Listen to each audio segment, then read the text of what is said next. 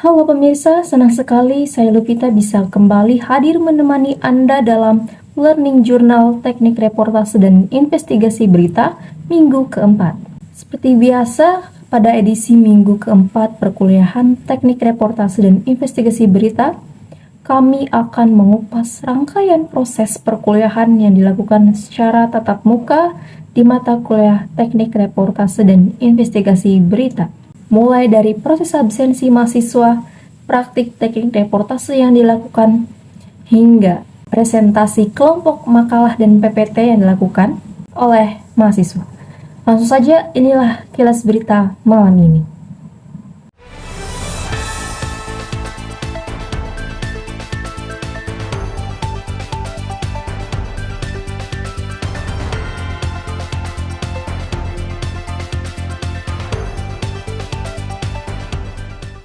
Pemirsa, memasuki pekan keempat perkuliahan Teknik Reportase dan Investigasi Berita, mahasiswa kembali diberikan kesempatan untuk melaksanakan praktik reportase secara langsung.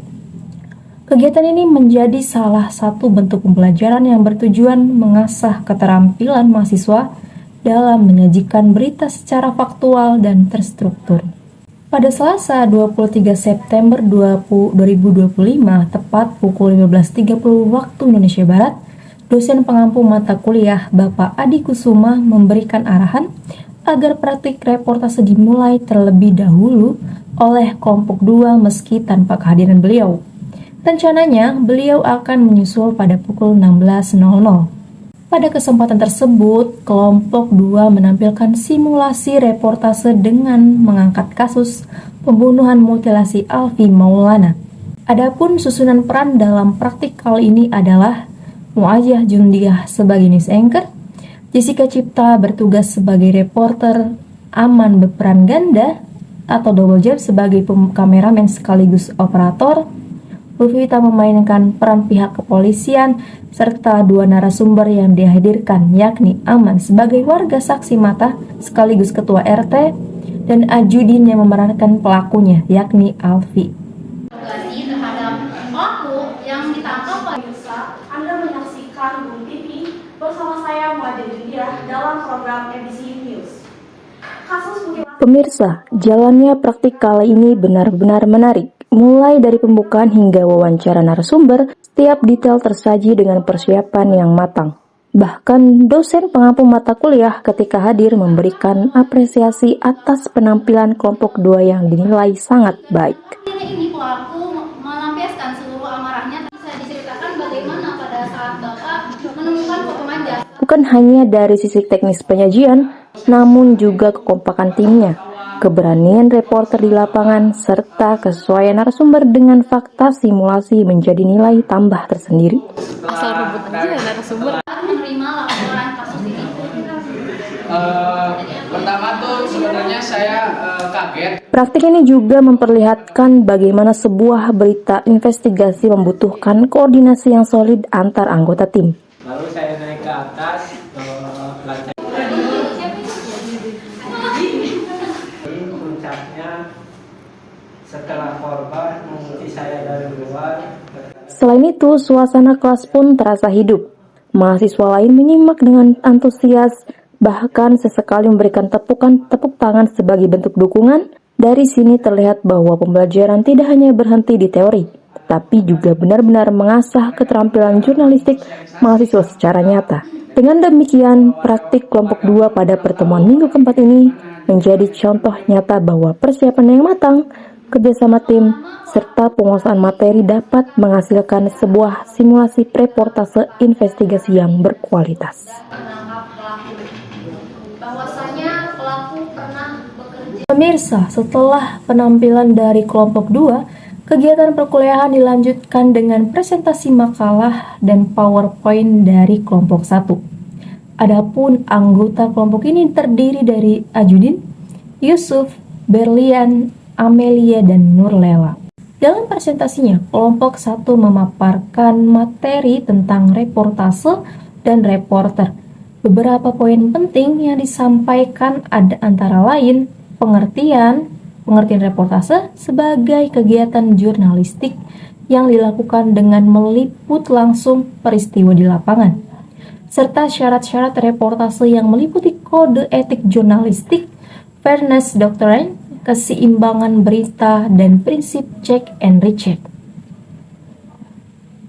Selain itu, dijelaskan pula pengertian reporter sebagai profesi yang bertugas mengumpulkan informasi, menuliskan ke dalam format berita, lalu menyiarkannya.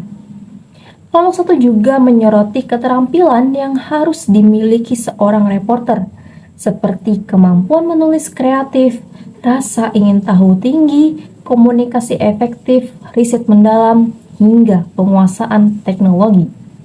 Tidak hanya itu, perilaku reporter yang profesional, independen, berintegritas, dan memiliki empati sosial juga ditekankan sebagai landasan etis.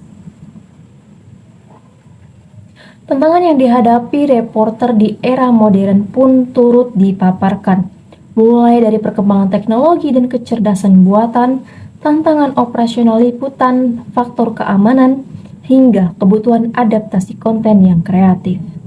Sebagai penutup, kelompok 1 menegaskan bahwa seorang reporter handal tidak hanya menyampaikan fakta, tetapi juga mampu mendalami latar belakang peristiwa, menyusun informasi yang akurat, menarik, dan tetap menjunjung tinggi etika jurnalistik. Namun sayangnya, meskipun materi yang dipaparkan sudah cukup lengkap, kelompok 1 mendapat teguran dari dosen. Hal ini disebabkan karena penyampaian mereka masih terkesan seperti membaca naskah. Padahal dalam sebuah presentasi diperlukan kemampuan menjelaskan dengan lebih komunikatif dan interaktif. Di tengah jalannya presentasi, dosen sempat menghentikan kegiatan untuk sementara guna melakukan absensi mahasiswa. Kemudian acara kembali dilanjutkan. Pada sesi tanya jawab, dosen sempat meminta izin keluar karena urusan penting. Tetapi kegiatan presentasi beserta diskusi tetap harus berjalan sampai selesai. Sebelum meninggalkan ruangan, dilakukan sesi foto bersama sebagai bentuk dokumentasi perkuliahan. Akhirnya, seluruh rangkaian perkuliahan teknik reportase dan investigasi berita pada minggu keempat ini resmi berakhir pada pukul 17.30 waktu Indonesia Barat. Demikian rangkaian kegiatan Learning Jurnal Teknik Reportase dan Investigasi Berita minggu keempat. Semoga pengalaman praktik dan presentasi hari ini dapat menjadi bekal berharga dalam membentuk profesionalisme calon jurnalis yang tangguh dan berintegritas. Terima kasih atas perhatian Anda. Sampai jumpa pada pertemuan berikutnya.